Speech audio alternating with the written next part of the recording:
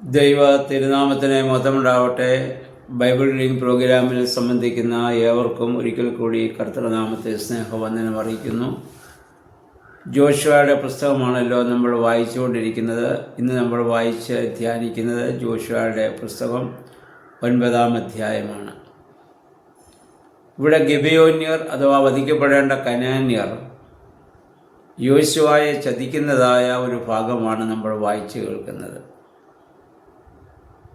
ജെറീഹോ പട്ടണവും ആയി പട്ടണവും ഇസ്രായേൽ ജനം ദൈവികമായ ശക്തിയാൽ അവരുടെ അധീനതയിലാക്കി ആ പട്ടണത്തോട് യുദ്ധം ചെയ്ത് കീഴ്പ്പെടുത്തിയെന്ന് മനസ്സിലാക്കിയ 6 വിജാതീയ രാജാക്കന്മാർ,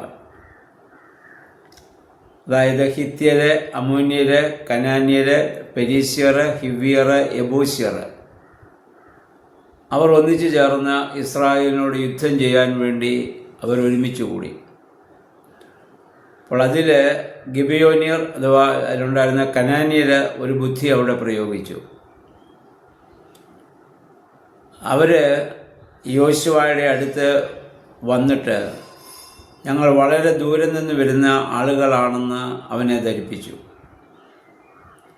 അതിനുവേണ്ടി അവർ ചെയ്തത് എന്തെന്ന് ചോദിച്ചാൽ, പഴയ ചാക്കുകളിൽ അവരുടെ ഭക്ഷണ സാധനങ്ങളും കീറിത്തുന്നിയതായ ആ തോൽക്കുടങ്ങളിൽ വീഞ്ഞും, അതുപോലെ തന്നെ അതൊക്കെ അവരത് കഴുതപ്പുറത്ത് കയറ്റി നന്നാക്കിയെടുത്ത പഴയ ആ ചെരുപ്പുകൾ ധരിച്ച്, കീറിപ്പറഞ്ഞ വസ്ത്രങ്ങൾ ധരിച്ച്, അവരുടെ അപ്പം പൂത്ത അപ്പം, ഉണങ്ങിയതും പൂത്തതുമായ റൊട്ടി, ഇതൊക്കെയായിട്ട് യോശുവയെ സമീപിച്ച് ഞങ്ങൾ വളരെ ദൂരെ നിന്ന് വരുന്നവരാണ് എന്ന് പറഞ്ഞ് യോശുവയെ തെറ്റിദ്ധരിപ്പിച്ചു. ആദ്യം യോശുവയെക്കുറിച്ചും അവൻ്റെ ദൈവത്തെക്കുറിച്ചും അവനെ ഒരുപാട് പോഴ്ത്തി പറഞ്ഞു. അപ്പോൾ ആ പോഴ്ത്തലിൽ യോശുവ ഒരു പരിധിവരെ വീണു എന്ന് പറയാം. ഇവർ പറഞ്ഞു, ഞങ്ങൾ വളരെ ദൂരെ നിന്ന് വരുന്നത്, നിങ്ങൾ എല്ലാവരെയും യുദ്ധം ചെയ്ത് കീഴ്പ്പെടുത്തുന്നത്, ഞങ്ങളോട് നിങ്ങൾ യുദ്ധം ചെയ്യരുത്, ഞങ്ങളോട് കാരുണ്യം കാണിക്കണം എന്ന് പറയാനാണ്.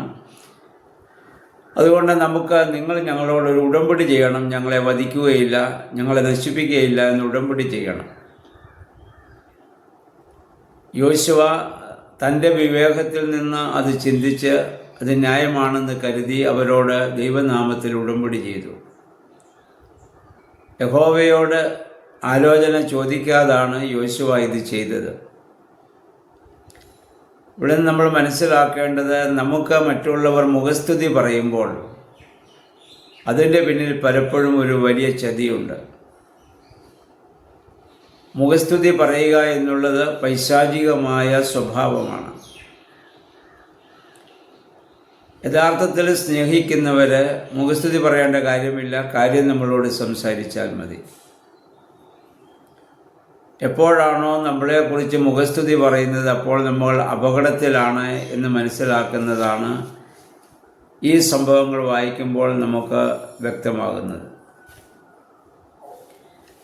അപ്പം യോശുവയ്ക്ക് അതിനുശേഷം ഇവർ വന്ന ഉടമ്പടിയൊക്കെ ചെയ്ത് 3 ദിവസം കഴിഞ്ഞപ്പോഴാണ് യോശുവ മനസ്സിലാക്കുന്നത് ഇവർ വധിക്കപ്പെടേണ്ട കനാന്യരായിരുന്നു.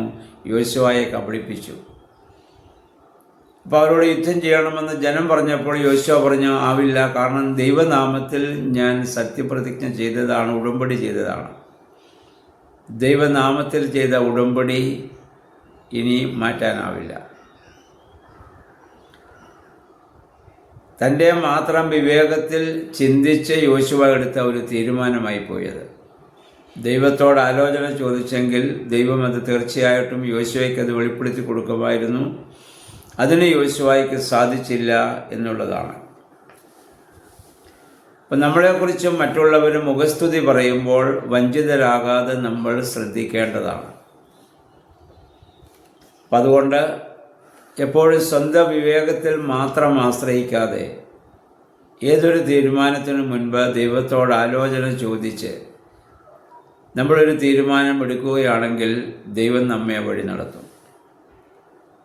ഏത് വിഷയവും ദൈവസ്ഥനിൽ വെച്ച് പ്രാർത്ഥിച്ചതിന് ശേഷം മാത്രം നമ്മളൊരു തീരുമാനമെടുക്കുക. ദൈവം ചില സത്യങ്ങളെ നമുക്ക് വെളിപ്പെടുത്തി തരും. അതിനാവശ്യമായ ചിന്തകളെ ദൈവം നമുക്ക് നൽകും. നമുക്കറിയാം, നമ്മുടെ കർത്താവിനെ കുറിച്ച് ലൂക്കോസിൻ്റെ സുവിശേഷം 5-ാം അധ്യായം 15-16 വാക്യങ്ങൾ വായിക്കുമ്പോൾ, കർത്താവിൻ്റെ പരസ്യശുശ്രൂഷ നാളുകളിൽ കർത്താവ് വളരെയേറെ വീര്യപ്രവൃത്തികൾ ചെയ്തു. രോഗികളെ സൗഖ്യമാക്കി, മരിച്ചവരെ ഉയർപ്പിക്കുന്നു. ഇങ്ങനെയൊക്കെ വീര്യപ്രവൃത്തികൾ ചെയ്തപ്പോൾ ധാരാളം ജനങ്ങൾ യേശുവിൻ്റെ പിന്നാലെ കൂടി യേശുവിന് മുഖസ്തുതി പറയുവാനും അതുപോലെ തന്നെ അവനെ പുകഴ്ത്തുവാനും അവനിൽ അങ്ങനെ ധാരാളം ആളുകൾ യേശുവിനെ സമീപിച്ചപ്പോൾ യേശു ചെയ്തത് നമ്മളിവിടെ വായിക്കുന്നു. 15-16 വാക്യങ്ങളിൽ ലൂക്കോസ് 5-ൻ്റെ അവൻ വിജന പ്രദേശത്തേക്ക് വാങ്ങിപ്പോയി എന്നാണ്. വിജന പ്രദേശത്തേക്ക് പോയത് ഈ നടന്നതിനൊക്കെ ദൈവത്തിന് നന്ദി പറയാനാണ്. സമൂഹത്തിൽ നിന്നാൽ സമൂഹം അവനെ ചുറ്റി അവനെ മുഖസ്തുതി പറഞ്ഞുകൊണ്ടിരിക്കും. അത് മനസ്സിലാക്കിയ കർത്താവ് ആ ജനങ്ങളിൽ നിന്ന് ഒഴിഞ്ഞുപോയി. എന്നിട്ട് ദൈവത്തിന് നന്ദി പറയുകയാണ്. എന്നാൽ ഇന്ന് അതേ ദൈവത്തിൻ്റെ നാമത്തിൽ പ്രവർത്തിക്കുന്നവരെന്താണ് ചെയ്യുക? എല്ലാവർക്കും മുഖസ്തുതി കേൾക്കുവാനാണ് ഇഷ്ടം. എന്നെക്കുറിച്ച് ആളുകൾ ഒരുപാട് പുകഴ്ത്തി പറയുമ്പോൾ നമ്മുടെ മനസ്സ് അഹന്തയിലേക്കാണ് പോവുക. അപ്പോൾ നമ്മളിതിൽ മനസ്സിലാക്കേണ്ടത്, നമ്മൾ എപ്പോൾ വിജയികളായോ അപ്പോഴാണ് ഏറ്റവും അപകടം നമ്മുടെ മുന്നിലുള്ളത്. പരാജിതരാകുമ്പോൾ നമ്മൾ ദൈവത്തോട് കൂടുതൽ അടുക്കുകയും നമ്മൾ പ്രാർത്ഥിക്കുകയും ചെയ്യും. വിജയികളായി കഴിയുമ്പോൾ, മുഖസ്തുതി വരുമ്പോൾ നമ്മുടെ അകത്ത് ഒരു നിഗളമാണ് ഉണ്ടാവുക. ഞാൻ എന്തെല്ലാമോ ആണ്, മറ്റുള്ളവരെക്കാൾ ഞാൻ ഭേദമാണ്, എന്നെക്കൊണ്ട് ഈ കാര്യങ്ങളൊക്കെ കഴിയും. അപ്പം നമ്മുടെ സ്വന്തം ബുദ്ധിയുടെ അതുകൊണ്ടാണ് നമുക്കിതൊക്കെ സാധിച്ചതെന്നുള്ള ഒരു ചിന്തയിലേക്ക് വരാൻ സാധ്യതയുണ്ട്. എന്നാൽ പരാജയരാകുമ്പോൾ ദൈവസന്നിധിയിൽ നമ്മൾ സാധാരണയായിട്ട് നമ്മൾ താഴുകയും ദൈവസന്നിധിയിൽ നമ്മൾ പ്രാർത്ഥിക്കുകയും നമ്മൾ കരയുകയും ചെയ്യും. അപ്പോൾ എപ്പോഴും അപകടം വിജയിച്ചു നിൽക്കുമ്പോഴാണ്, അല്ല തോൽക്കുമ്പോഴല്ല. ആ കാര്യം നമ്മൾ എപ്പോഴും ഓർത്തിരിക്കേണ്ടതാണ്. ലോകപ്രസിദ്ധനായ പ്രസംഗകനായിരുന്ന സ്റ്റാൻലി ജോൺസൺ ഒരിക്കലും സ്റ്റേജിൽ നിന്ന് ഒരു പ്രസംഗം കഴിഞ്ഞ് ഇറങ്ങി വരുന്നു. എവിടെയോ വായിച്ചത് ഓർക്കുന്നു. നന്നായി അദ്ദേഹം പ്രസംഗിച്ചു, എല്ലാവർക്കും അത് ഇഷ്ടമായി. ഇറങ്ങി വന്നുകൊണ്ട് ഒരു മനുഷ്യൻ ഓടിച്ചെന്നത് അങ്ങനെ ഷെയ്ക്കാൻ്റെ കൊടുത്തിട്ട് പറഞ്ഞു, വെൽഡൺ, നന്നായിരുന്നു താങ്കളുടെ പ്രസംഗം എന്ന് പറഞ്ഞു. അപ്പോൾ അദ്ദേഹം ആ മനുഷ്യനോട് പറഞ്ഞുവെന്നാണ് വായിച്ചത്, ഞാൻ സ്റ്റേജിൽ ഇരുന്നപ്പോൾ തന്നെ പിശാച് എൻ്റെ ചെവിയിൽ ഇത് തന്നെ പറഞ്ഞിരുന്നുവെന്ന്. എൻ്റെ പ്രസംഗം കഴിഞ്ഞ് സ്റ്റേജിൽ ഇരുന്നപ്പോൾ പിശാച് എന്നോട് പറഞ്ഞു, നിൻ്റെ പ്രസംഗം നന്നായിരുന്നുവെന്ന്. കാരണം അത് അങ്ങനെ പറയുന്നത് പിശാചാണെന്നർത്ഥം. അപ്പം മുഖസ്തുതി നമ്മൾ വളരെ ശ്രദ്ധിക്കേണ്ടതാണ്. എല്ലാവർക്കും അത് കേൾക്കാനാണ് ഇഷ്ടം.